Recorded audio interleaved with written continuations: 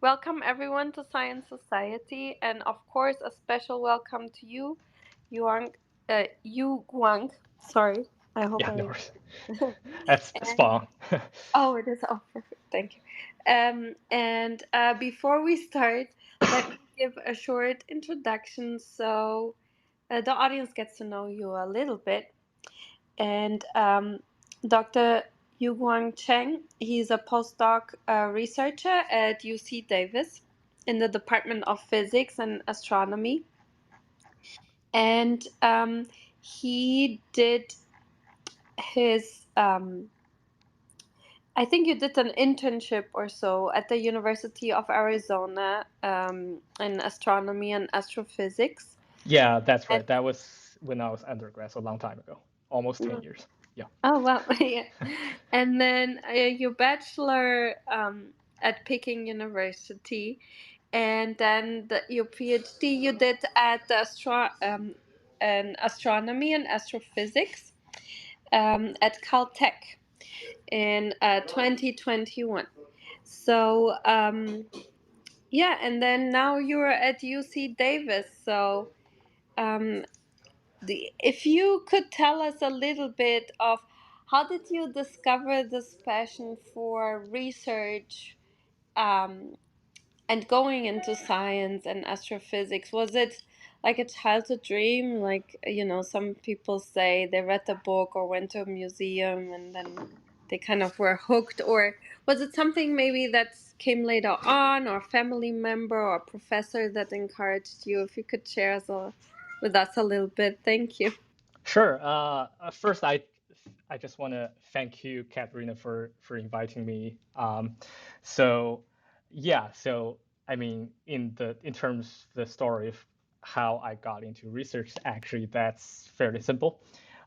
So like you mentioned, for some people, it was basically visiting museums. So for me, it was visiting a planetarium in Beijing when I was a kid, and that's when I just got interested in astronomy, and that has been basically my goal uh, since the entirety of my life until now.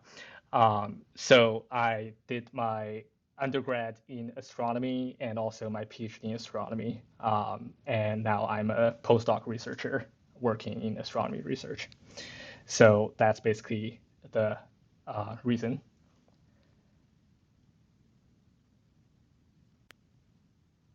That's wonderful that to hear that like a museum trip that you could find like your passion basically for the field and that you enjoy it. I mean, you seem to be enjoying it a lot and be very successful. So it really shows how important those like for kids those exposures are.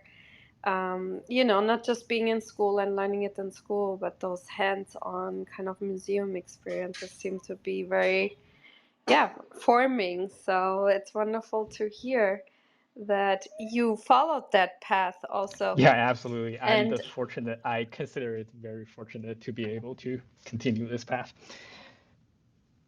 yeah, that's wonderful. And do you sometimes maybe feel also that you kind of get paid for your hobby kind of situation? Yeah, from time to time, absolutely. I mean, we all, as researchers, we all know that we sometimes, especially in the fundamental sciences, we don't get paid well. So that's basically why so many people left the field. And also, it's just, yeah, there are these monetary stuff that sometimes it's the price that we have to pay. Yes, I agree. And it's really hard. I mean, for us foreigners, at least for most of us, we get the visa, but then also, I don't know how it is for you, but we didn't have any college tuition credits, to pay off, which is very different for US people in the US, and that's why I think they don't stay in science, which is really sad. They kind of have to move away from it, from their passion, because they just have to pay back and pay their life. So uh, Do you feel the same that we kind of Yeah, unfortunately, I kind of so the tuition. So I did my undergrad in China, which was the tuition was also pretty cheap, so we don't have to pay a lot. So that part I unfortunately don't have an experience on, but I do agree with you that there, yeah. So one benefits, of course, of pursuing a scientific career is that the scientific world is very open, and I got the chance of visiting many countries, which I think my friends who chose careers otherwise don't have this privilege. But again, I totally agree with you that if you have, for example, a lot of tuition to pay off, that's certainly making it worse. yeah, I don't know how people would do it. Or how people do it because if you have a family, it's impossible. And but coming back to, your work, and then how did this project came about, and that you got to work on this project? Is there maybe like a background story? Was it kind of just natural continuum of what you were working before, or how did you come to work on this and then publish this? Maybe there's like some story behind it. Thank you. Sure. So I mean, so I did my PhD in Caltech, which was so it was related to basically so I was trained as an observer first. So in astronomy, there are different types of astronomers, and for and different types of astronomers focus on different aspects of research. And as an observer, we basically come up with observing plans and use the telescopes to observe certain objects on sky. And then when we finish observations, we analyze data and come up with a research paper to basically explain the observations and also what we discovered. So as a PhD, I was trained to use a special type of instrument, and I'll talk about that later in the talk. But this is basically an extension of to use that kind of instrument to do something else. That's both related but also slightly extending of my PhD work. So basically, it's just the to strengthen my skill of using this type of instrument and also to use my skill on some other things. Um, and we discovered something interesting, and you will hear later. Yeah, thank you. That's interesting. It's really interesting to hear these paths because basically the method you chose to learn before or got to learn before was kind of very important in this case for you to, follow then the next steps in your career and the path, which is really interesting because yeah, people tell different stories, and I, I think this is interesting because I'm in neuroscience, and I learned complicated electrophysiology methods with like two photon and things like that, and that kind of also then led me to so many projects because in a lot of places I was the only one doing that, so people came to me and asked me to do this method for their project basically. So if you have a unique skill, that's kind of, I think that's kind of good. I think, could we give that advice to young people? Yeah, I totally agree with that as well. This is exactly what come up with me as well, is that I'm very specialized in using this instrument, and a lot of people when I go to conferences, a lot of people will come to me of how to handle they have observed with this instrument and they want to know how to handle the data. So I built a lot of connections in this way. Yeah, that's great. That's wonderful. So I think, we can say if you have the patience to learn a very complicated method and do it, because then projects will just come to you and then you can basically choose what you want to work on. I think if there are not so many people around that got to learn this, of course you have to be in a place that has the equipment. I don't know how expensive it is, but that's kind of then the downside. Let's say I would want to move back to Portugal. I don't know, you know, there are not too many labs that have kind of, two photon microscopy combined with a bunch of other laser stuff. So, that's the downside then. I don't know. Yeah, You I think that's true in astronomy as well, especially since I'm an observer.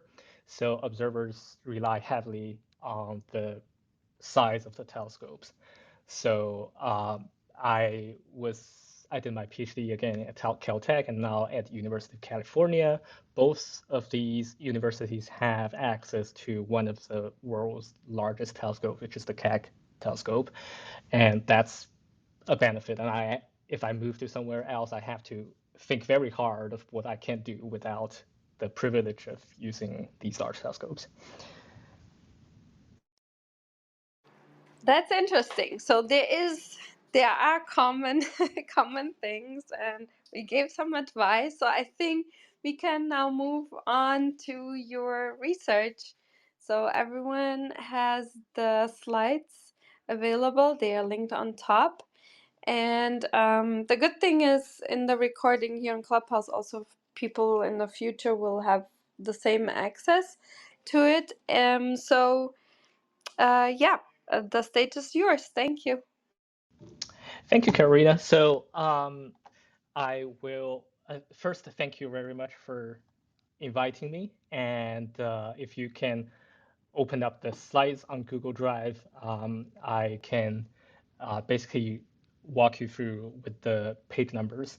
So page one right now, so it's basically the front page. So just today I'm gonna tell about the a paper that we recently published in Nature Astronomy um, about the accurately measuring the chemical abundance in the interstellar medium gas in this certain object called Mercurian 71 using a combined data from optical and infrared. So the paper is published under the same name, and I'll also think there's a link in the chat that you can go to that there if you're interested after you hear my talk. So just give you some backgrounds about our field of studying galaxy evolution. So page two. Um, so analyzing galaxy evolution is really to answer one question. And this one question, I think many people are interested both philosophically and also scientifically, is to answer where are we from. So the way we analyze or study galaxy evolution as an observer, that's myself, is to observe the universe in a way that you would think it's like an archaeologist. So when you need to study something as an archaeologist, to study, for example, history that's very far from us, very early in the history, you dig into the ground. And if you want to if you can dig deeper into the ground, you might be able to find something early. In studying the universe, we're actually doing something very similar, is to look very far into the universe because light travel costs time. And if you look far enough, that light travel time will make up for, so you are actually looking directly onto a galaxy that's very young. So if you can go far enough, for example, if you can go to 10 billion years in 10 billion light years, that light travel time is 10 billion years, so you're actually looking at very young galaxies. So that's the way we're actually studying galaxy evolution, is to piece together this information by observing different distance into the universe.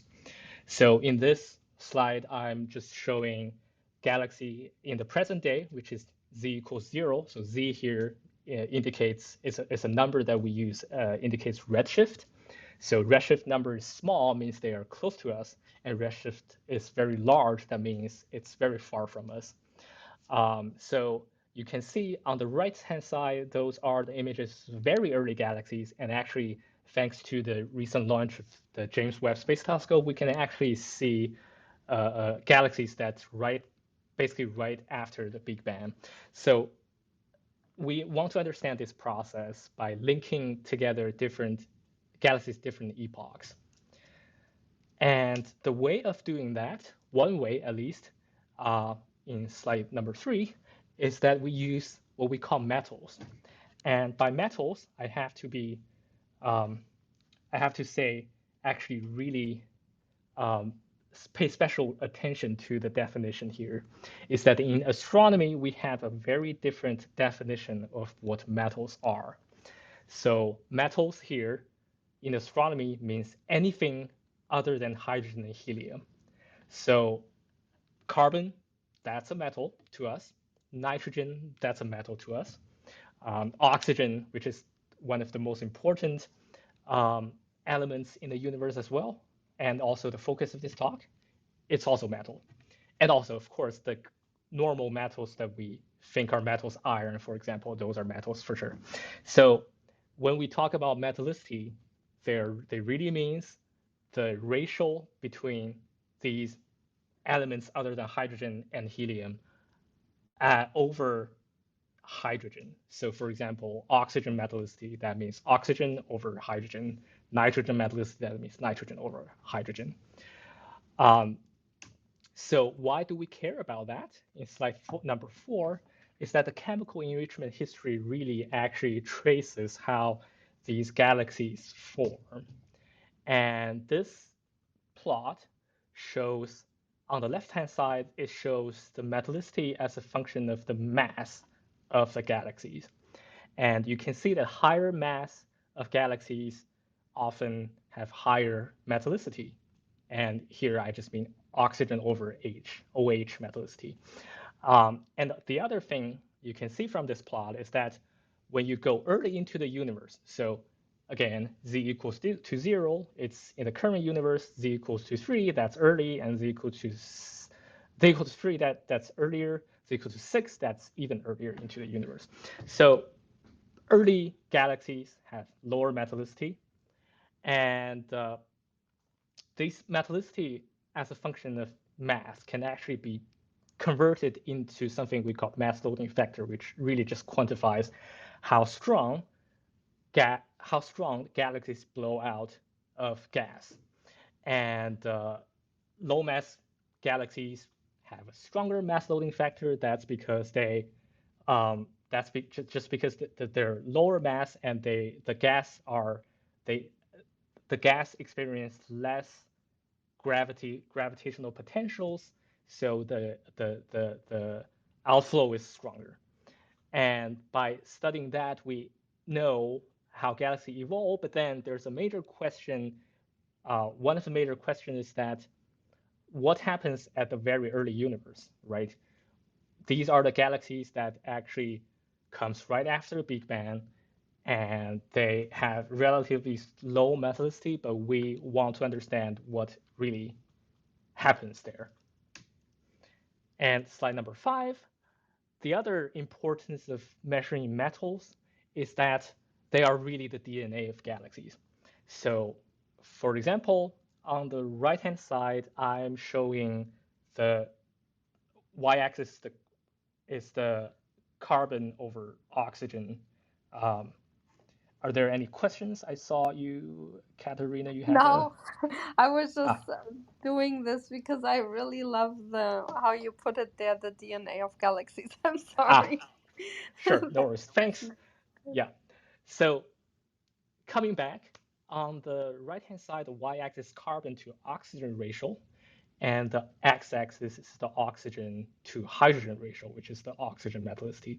So on this plot, there are many points, and these points are actually measured um, ratios from different types of astronomical objects. There are star-forming regions, there are galaxies, there are also stars, and there are also some early type absorbers that intervening absorbers in the universe that we think are linked to dwarf galaxies in the early universe.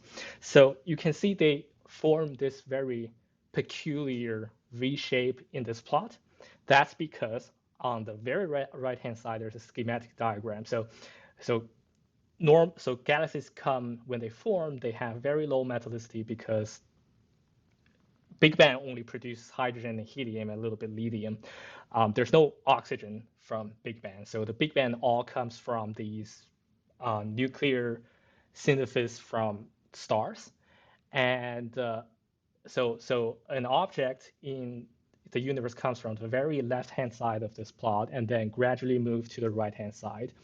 But again, different physical processes, different stars will form different types of metals. And so, for example, core collapse supernovae, these are from very high mass stars, over 8 solar mass stars. They will move things in the lower right direction. So that's oxygen enrichment from supernovae. Later on, when there are lower mass stars, 0.5 to 8 solar mass stars, these at their late stage they will form what we call AGB stars, and these stars will preferentially throw out a lot of carbon, so it will move this object into in the y direction, move them up. So these zigzag patterns actually tell you what's the history of this particular galaxies and how they form in contrast to other galaxies. So again, metals are the DNA of galaxies. So we really want to measure metallicities very accurately. And slide number six, I'm gonna show you that we actually have a huge problem of measuring metallicity in galaxies. So there is a systematic uncertainty in measuring metallicity, and the reason is that two, what we think, very direct methods of measuring metallicity differ by factor of 2. So on the left-hand side, there's a comparison of nearby star-forming regions when we try to measure their metallicities, OH metallicities, from these two different methods. So if there are a very important acronym that you need to remember in this talk, those are these two acronyms, CEL and RL. So CEL stands for collisionally excited lines, which is on the y-axis, and the x-axis are the RLs, so they are recombination lines. So you can already see that solid black line is the 1-to-1 ratio, but these measurements you can see are offset down by about 2 times. So why is that? And I'll tell you, I basically have a physics recap of the emission mechanism of these two different methods. So when we measure the metallicity, we measure the spectrum, in this particular case, the emission spectrum of these star-forming regions. So collisional excitation, CEL method, we measure from the collisional excited lines. So what are collisional excitation? On the right-hand side, there's a schematic diagram. So when we say there's gas in the universe, we're really talking about them not in the way of we define gas. These are actually really plasmas, so they're ionized gas. And in this case, we are mostly focusing on O++, which is doubly ionized oxygen. And since these are ionized gas, there are also a lot of free electrons in the universe. So in these plasma, basically. So there's a chance that these free floating electrons will knock onto these O++ ions. And this knocking will kick the energy level of these O++ ions into some high energy levels. And by kicking them onto a high energy levels, it becomes unstable. And the way of them releasing this energy is by emitting a photon. And this photon has a certain wavelength. And we observe these photons to calculate, okay, how many O++ atoms are in there, and we can calculate the metallicity. Now, slide page number 7 is from the other method, which is from the recombination lines. So what are the recombination lines? It's from a different emission mechanism. These are, so again, there are free-floating O++ ions and there are free-floating electrons. There's a chance they will combine into an O+ ion, so singly ionized oxygen. And this process will emit a lot of recombination lines from basically this recombination process. And that's how we measure metallicity again from these emission lines. So slide number 8. So how is this relevant to the systematic uncertainty that we care about? So there's this untested assumption of trying to explain this discrepancy between the two methods. So the explanation here is that the one method, CEL, which is, so again, from collisional excitation, they are actually, the emissivity is closely related to temperature. So the electron temperature, how fast the electron moves in this plasma. So on the right side, I'm just plotting the emissivity as a function of the electron temperature of these lines. So you can see there are orders of magnitude differences.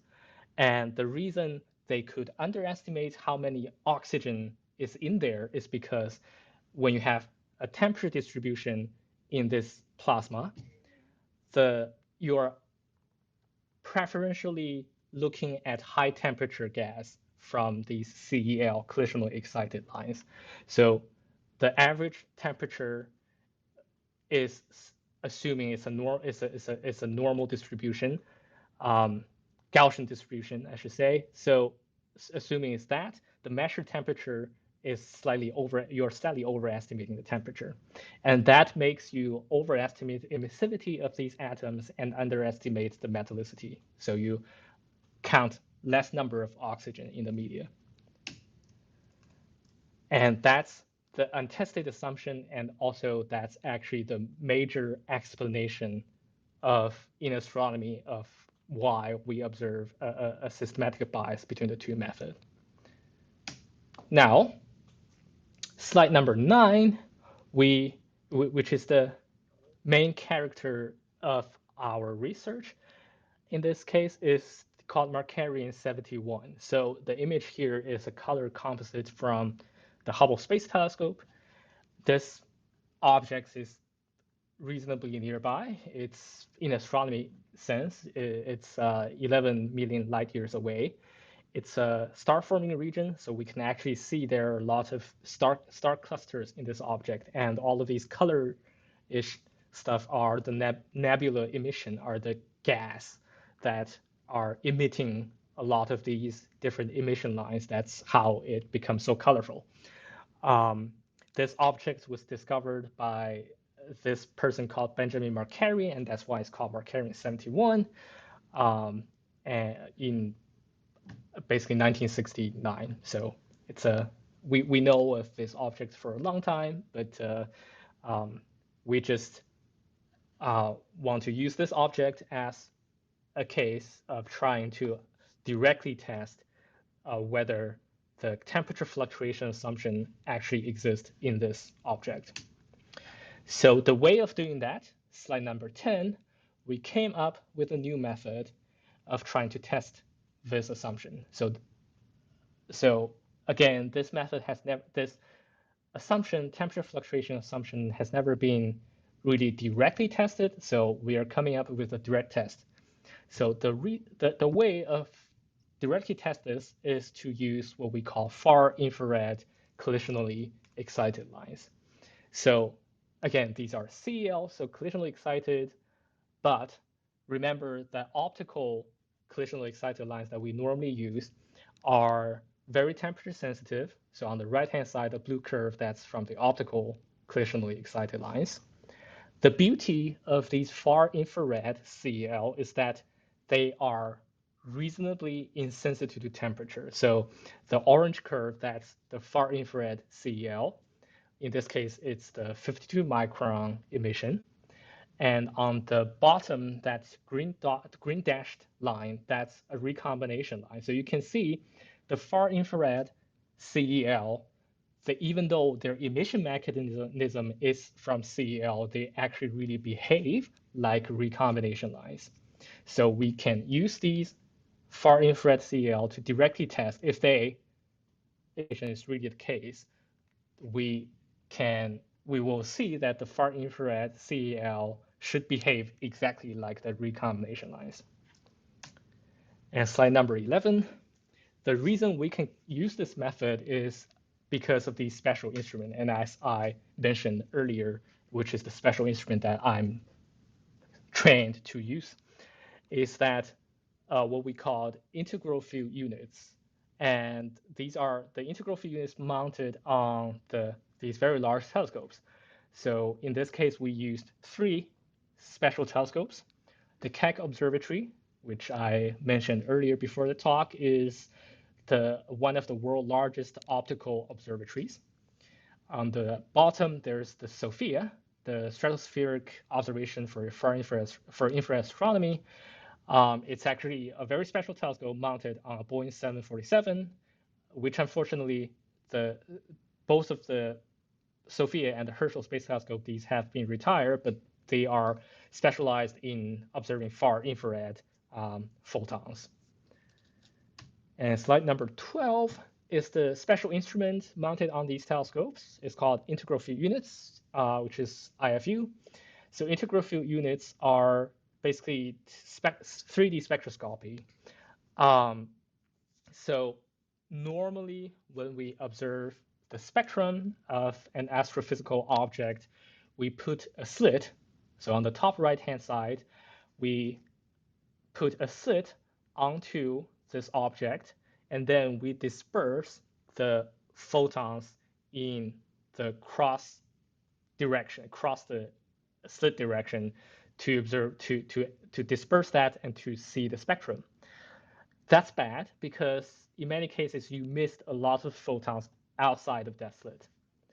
In the case of the integral field units, especially for example on the lower left-hand side, the Keck Cosmic Web Imager is mounted on the Keck telescope.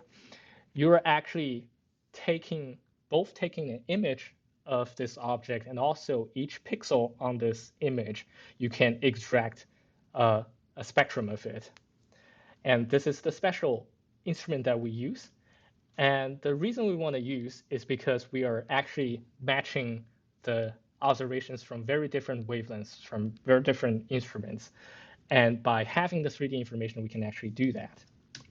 So slide number 13 is the observations that we've taken on this special object marked carrying 721. So all of these 3 different instruments, 3 instrument packs, VVLS and KCWI, are integral field units mounted on these 3 different telescopes. So again, KCWI is on the Keck Observatory. The VVLS, the magenta one, that's from the Boeing 747, so it's SOFIA. Yellow one, it's from the Herschel Observatory, Herschel Space Telescope. So these polygons and squares really just marks the field of view of our observations. And on the right-hand side are the images taken from these observations. So basically the emission line maps from these observations. So for example, you can see the KCWI oxygen 3. So oxygen 3 here just means the light emits from the O++ ions. So you can see this light emission map looks almost exactly as the image on the left-hand side. So the left-hand side, there's this white nebulosity that's the cloud, looks like a cloud emission. That's exactly those emission from the gas. And so here I'm just showing really these are very different wavelengths, so they have very different spatial resolutions. But with the 3D spectroscopy from these IFUs, we can actually match their resolutions very accurately and also compare their fluxes from the same part of the object. And slide number 14 is basically the spectrum, just to showcase the spectrum here. So on the left-hand side, there's the full optical spectrum from this object. On the bottom side are the zoom in of certain spectral lines. So B section, there's the recombination lines. You can compare their flux numbers with the collisionally excited optical lines in D plot, and you can see how faint they are. So that's why these haven't been tested very much in the past. It's because these recombination lines are actually really faint. So you will need a very large telescope to do that. On the right-hand side are the emission lines from the far infrared, and those are also well fitted and reasonably bright. So that's basically the special method we use to test this hypothesis. Now, slide number 15. Remember, if the temperature fluctuation is the cause of how we see these different, how we actually see the systematic bias between the two methods, we would expect using the far infrared CEL, because they behave exactly like recombination lines, they should give an exactly the same metallicity measurement as the recombination lines. However, to our great surprise, it's the opposite. So on the bottom plot, you will see the x-axis is the electron density, which is not very important in this case. We just want to have a joint constraint of that. Y-axis is actually the oxygen metallicity. So the red one is from the optical CEL. The magenta one is from the recombination lines. So there are about a factor of 2. So okay, so the units here are in log scale. So the 0.2 in log scale basically means there's a factor of 2 difference. So which is not surprising because we've seen the difference of this, and that's exactly what we're trying to figure out. The green one is the joint constraints from the orange one and the blue one. So the orange one and blue one are from two different far infrared CEL emission. And the green one is the joint, so the green one is the joint constraints of that. If the temperature fluctuation is the cause, we would expect that green constraint to be higher, to be consistent with the recombination, the magenta ones. However, it's the completely opposite. We actually see that the far infrared metallicity is consistent with the optical CEL. What does it mean? So if we just take the CELs themselves, the collisionally excited lines themselves, and just ignore the recombination lines, we actually have a direct temperature fluctuation constraint of less than 1,000 Kelvin. So that means there's very little temperature fluctuation in this object. And that strongly suggests that the recombination line is inaccurate. So it's actually the recombination lines to be blamed here, at least in this object.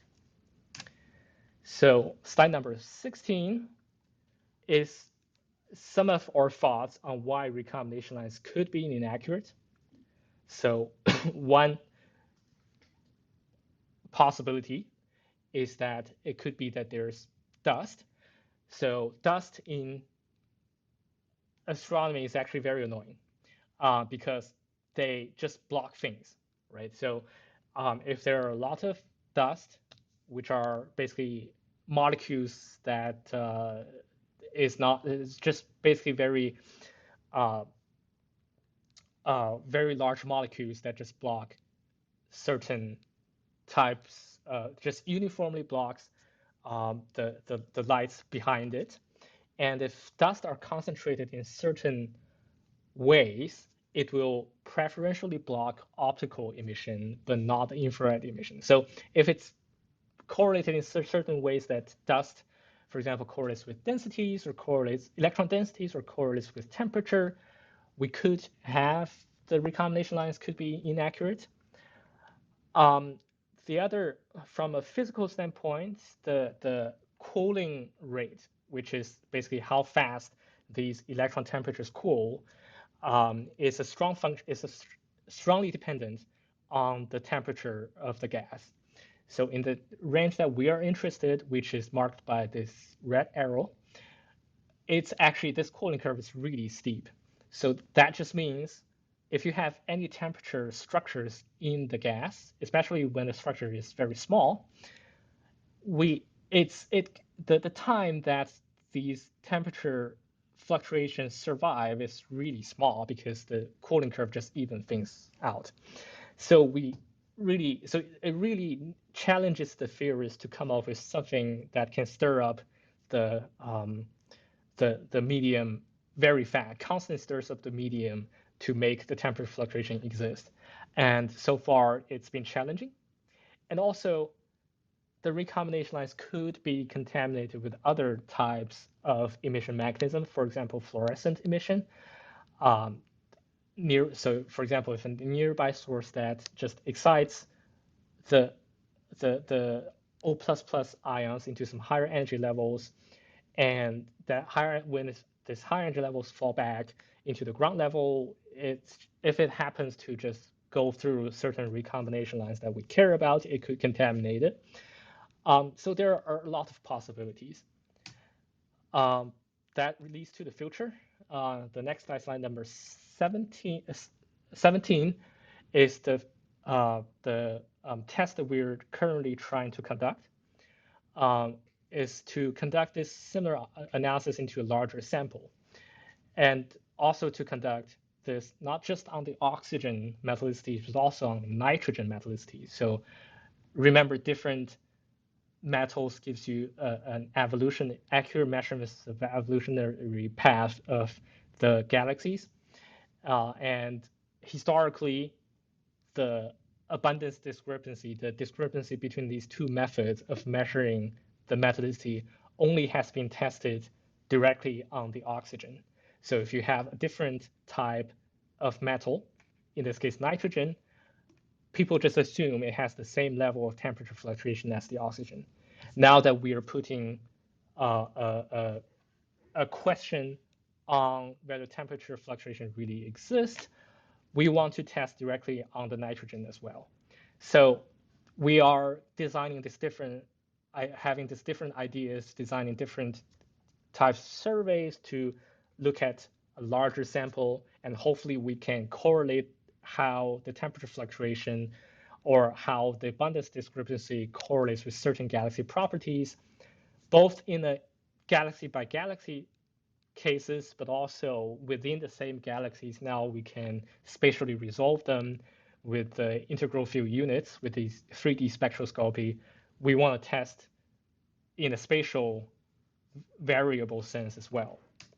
So here is a summary. In slide number 18, we observed a nearby star-forming region Markarian 71. We measured the optical CEL, infrared CEL, and the recombination line oxygen metallicity. To our surprise, temperature fluctuation is not the main cause of the systematic metallicity discrepancy in this object. And we're questioning a long time assumption that the temperature fluctuation is really the cause of it. And now that's it. And I'm happy to take questions. Well, thank you so much for this wonderful presentation and for this explanation that you described the methods, and then the really wonderful description of the graphs that made it really good to understand what the issue is, and then how you may be addressing it in the future. So Thank you. yeah, it was really interesting.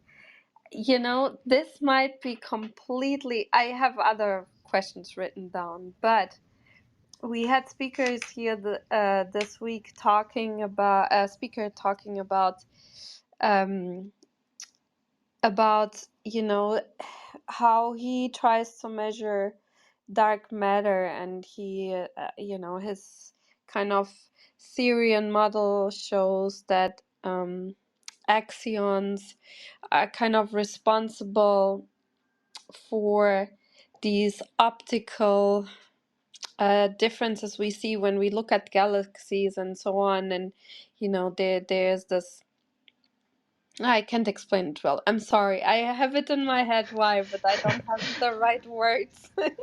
you No, know, no, no worries. because I I'm not.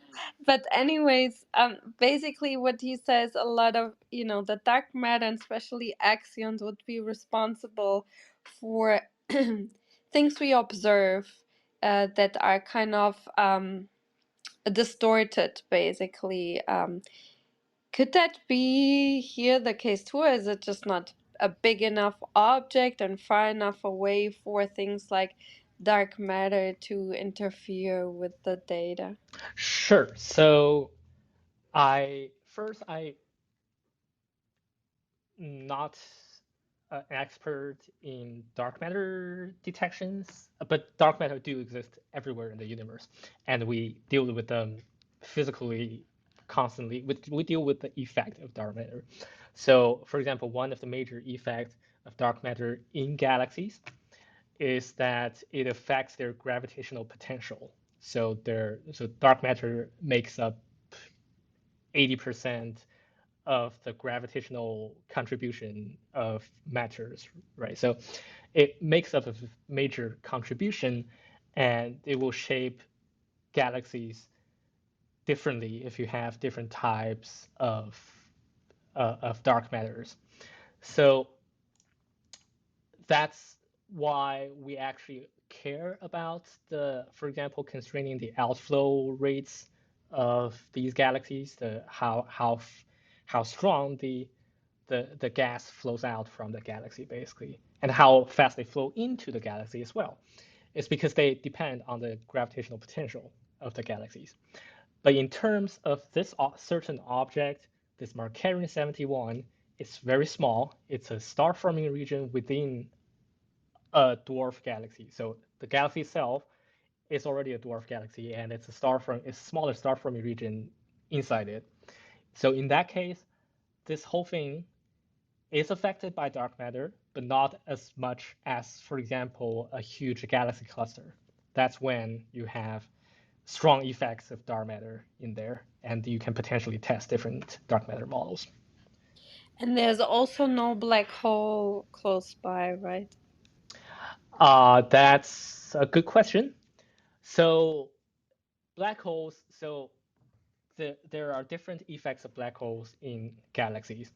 And the most important way of shaping the larger environment of galaxies is through what we call active galactic nuclei. So these are supermassive black holes in the center of the galaxy.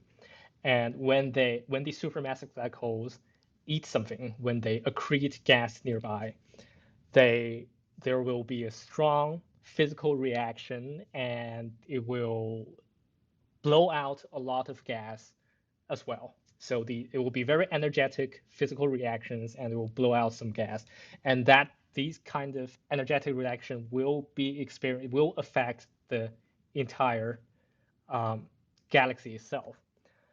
But the existence of these supermassive black holes are most of them exist in very high mass galaxies. So if you have, for example, if you have Milky Way mass galaxies, all of these Milky Way mass galaxies, almost 100% sure in the center there's a supermassive black hole. But are they active? Are they active galactic nuclei? Most of them are not currently, but historically, at some point, they were accreting some gas in there, and it makes them active galactic nuclei.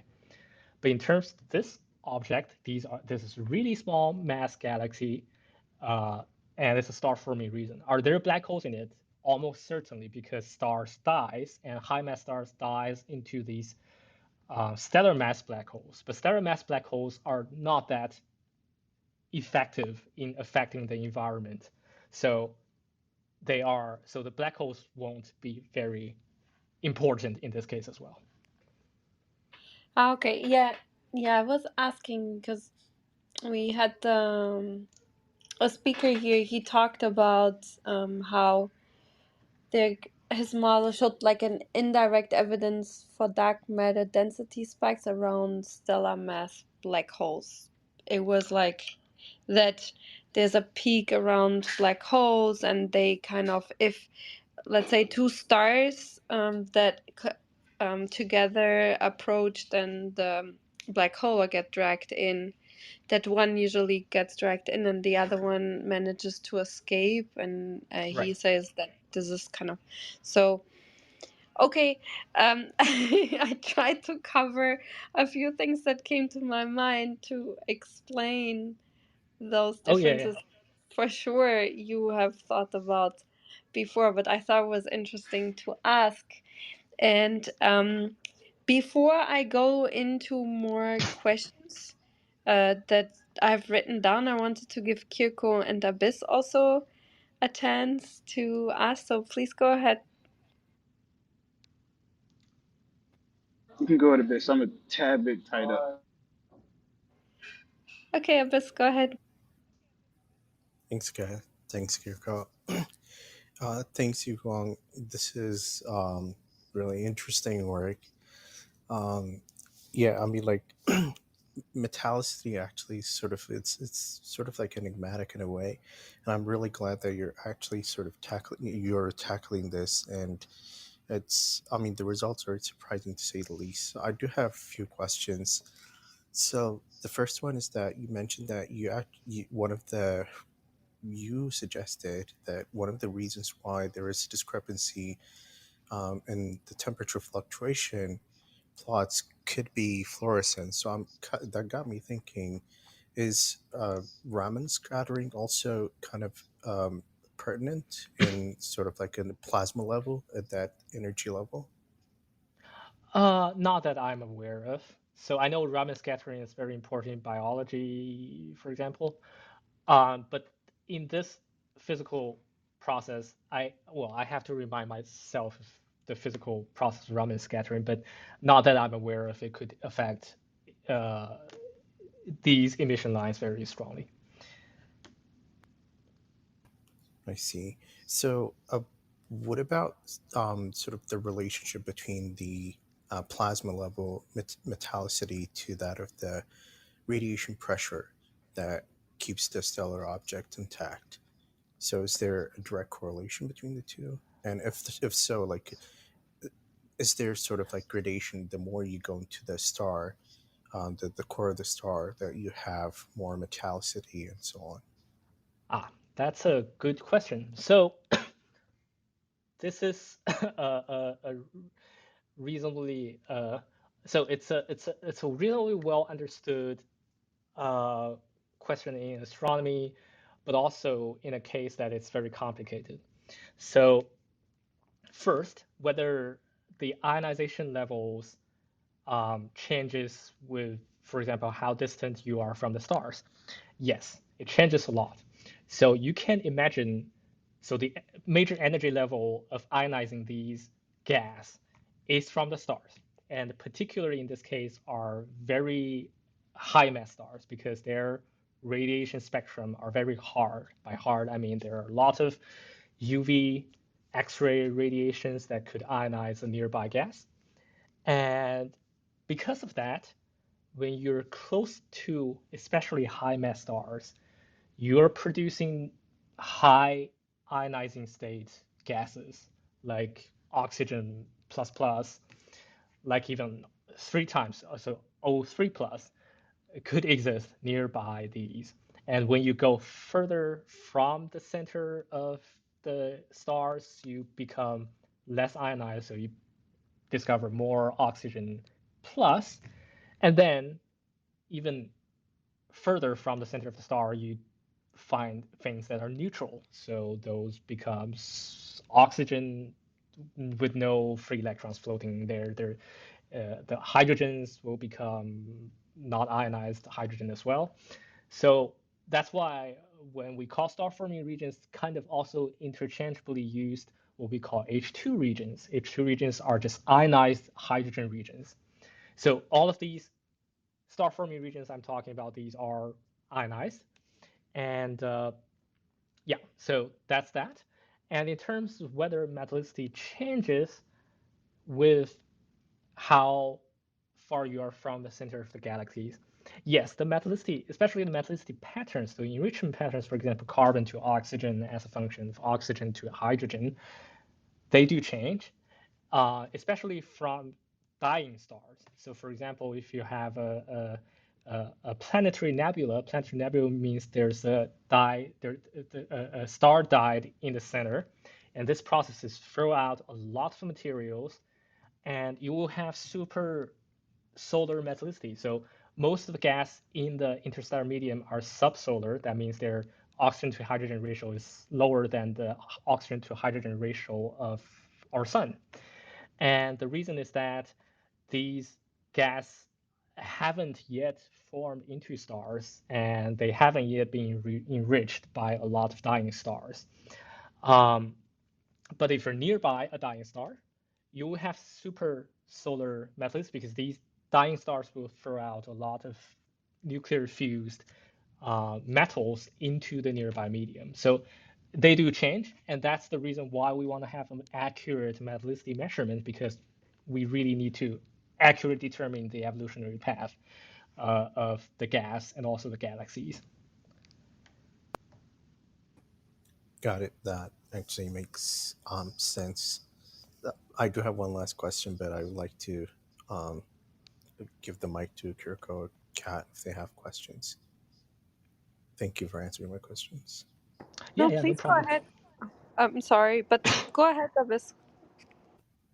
Yeah, so um, I think like one of the guests that Katerina was talking about, one which suggested that axions might be, because axions are far more smaller, so they tend to act like waves, and that kind of mirrors some of their observations that they're not seeing sort of like the perfect Einstein ring gravitational lensing. Mhm. So that got me thinking. So even in like stellar plasma, is there a possibility that the light that you perceive can be polarized by local magnetic fields? And could that be potential input to discern, sort of like, understand the observation lines vis-a-vis the metallicity of the star? That's great. So magnetic fields definitely exist in the interstellar medium. And the way of constraining that is through polarized observation. So if you have a polarizing filter that you can put in front of your instrument, for example, you can see how the light is polarized and measure the metallicity, sorry, the magnetic field strength in the interstellar medium. But our observations don't have are actually including all of the light, so we're not affected by the polarization at all. We just include all sorts of polarization altogether in our collected spectrum. So in that case, the answer is no. But also, there are constraints on how strong I can't give you an exact answer to that. I have to check. But there are constraints on how strong the metallicity is in the interstellar media. Got it. And you also mentioned that dust might be the other um, reason why your observation is not matching to the Yeah. hypothesis they put in. So I'm kind of curious, like, is there a possibility to do um, spectroscopy on the dust itself? Because like most of the time, it's actually um, transparent to far infrared light for the most part, if I'm not mistaken. And by knowing the composition of the dust, can you actually subtract that from the uh, actual emission that you get from stars?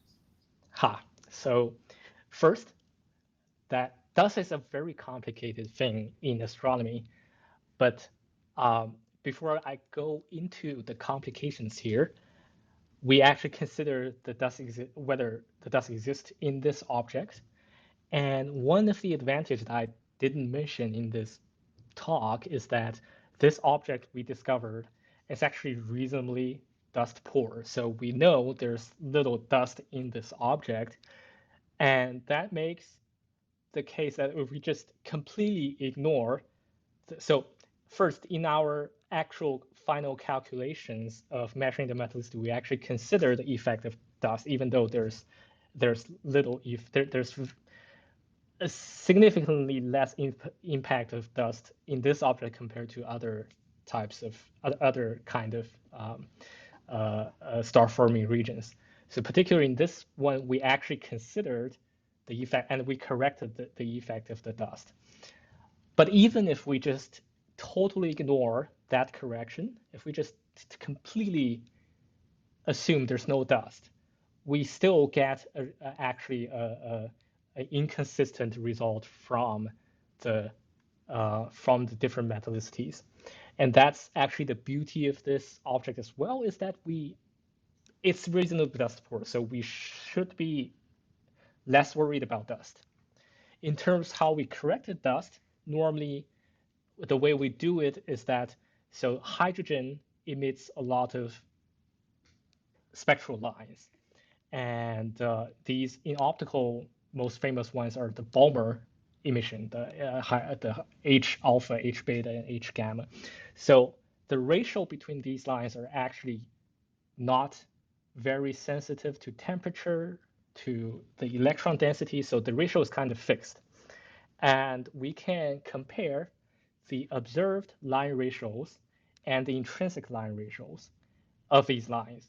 And by doing that, we can actually calculate how much dust exists in there, and we can correct the dust effect.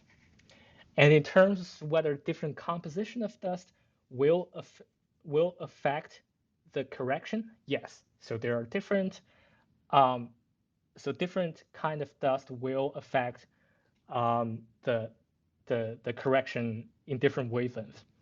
And in our work, so if you check the detailed appendix of this published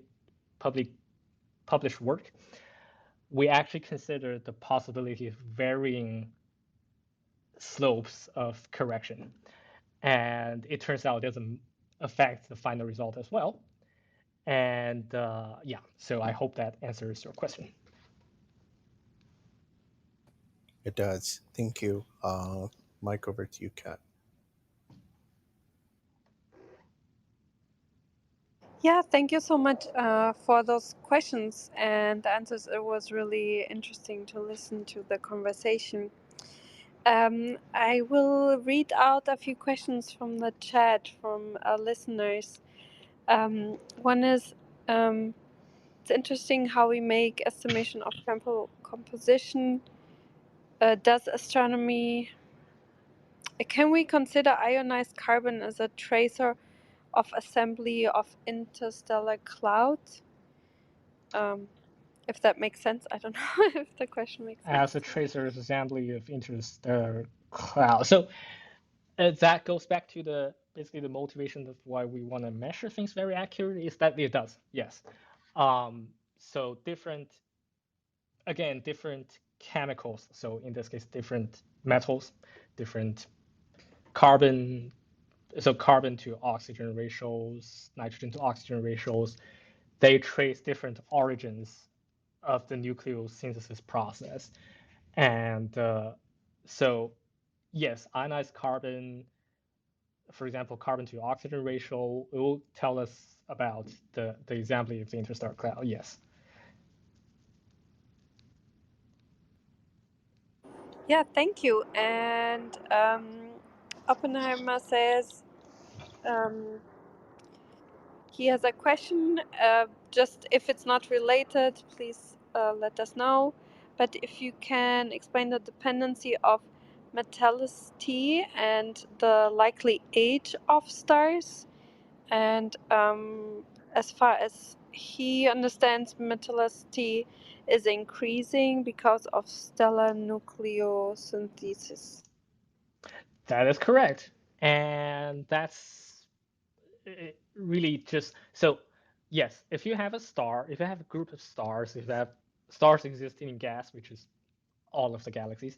So if you have stars, gradually you will have higher oxygen to hydrogen ratio, you have higher carbon to hydrogen ratio. That's just because stars are giant nuclear reactors and we will fuse a lot of and create a lot of metals. So yes, metallicity gradually increases in the history of the universe, and that's a huge reason of why we want to measure metallicities accurately in the early universe as well, is that there's so little time in these early galaxies.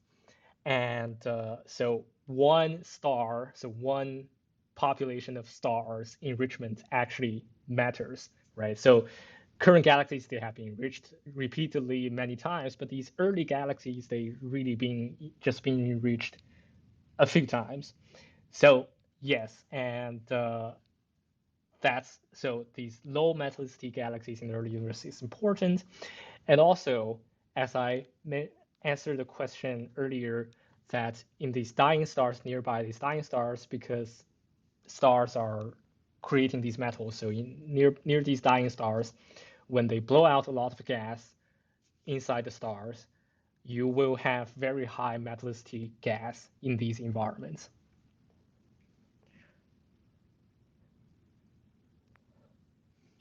Yeah, thank you so much for that answer. And yeah, if you could, I know we've been going a little bit over the hour, but um, if you could maybe give us, like as a last question, a peek in the future, what you would like to see, maybe a technology from a technology standpoint, what innovations you would like to see for your work, and what basically the next steps are for the future. Thank you. Sure. So that's an interesting question. And actually, so just go directly. Let's just not take a super large wish list, just a small wish list right now. That's very relevant to the current astronomy field is the JWST, right? So the James Webb Space Telescopes has been launched and has presented us a lot of measurements, a lot of observations, great detailed observations of very early galaxies, very deep into the universe. Coupled, these observations coupled with the ALMA, so Atacama Large, uh, Atacama Large Millimeter Array, which is a radio telescope in Chile, coupled with them, so these two this two group of instruments will be able to conduct exactly the same measurements that we did in nearby objects, but they are observing very far objects. They are observing what we call redshift over 8 objects. So those are right after the Big Bang. And they will be able to measure the optical CEL metallicities and the far infrared CEL metallicities simultaneously as well. So it's a major test bed now that we can actually test again the what causes the difference of different metallicity measurements and whether temperature fluctuation is really the cause in these very early and young galaxies.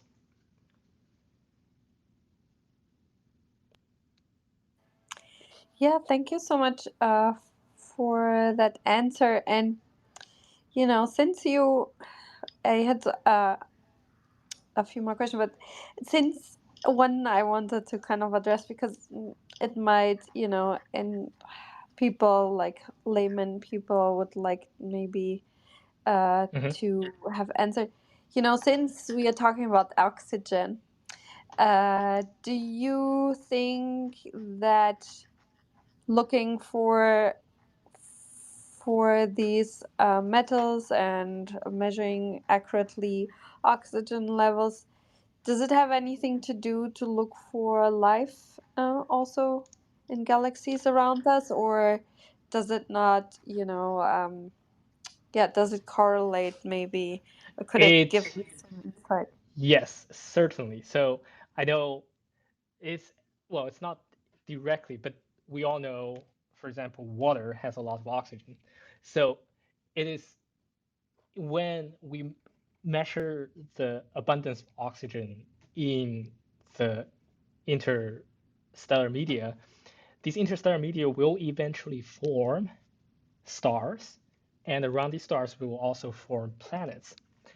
So understand the abundance of oxygen, for example, is very important to the theoretical predictions of, for example, how these different kind of complex molecules really form in the environment of interstellar medium, and also in the environment of planetary disk, protoplanetary disk.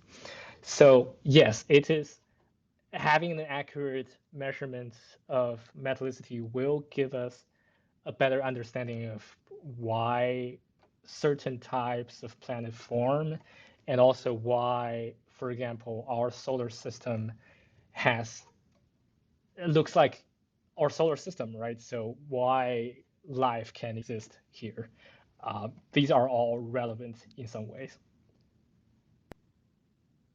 Well, wonderful. Thank you so much. I don't want to take more of your time because then you maybe never want to talk with us again. No, but No, it's wonderful questions, I have to say, and thanks for all of those questions.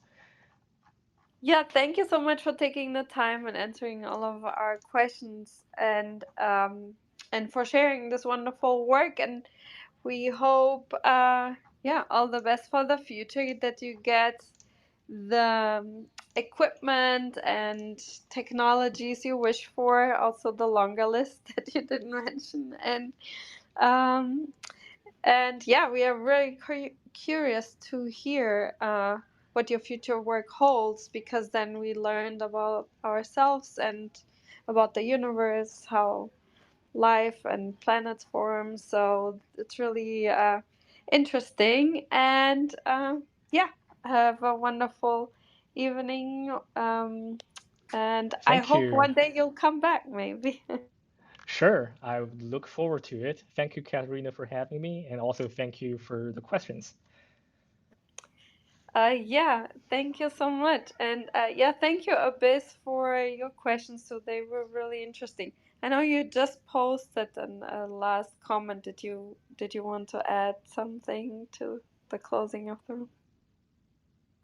Yeah, thanks, Kat. Yeah, so I saw a TED talk probably like in 2016. It was a talk about probably advanced civilization may be able to sort of mark their presence by changing the metallicity of their native star.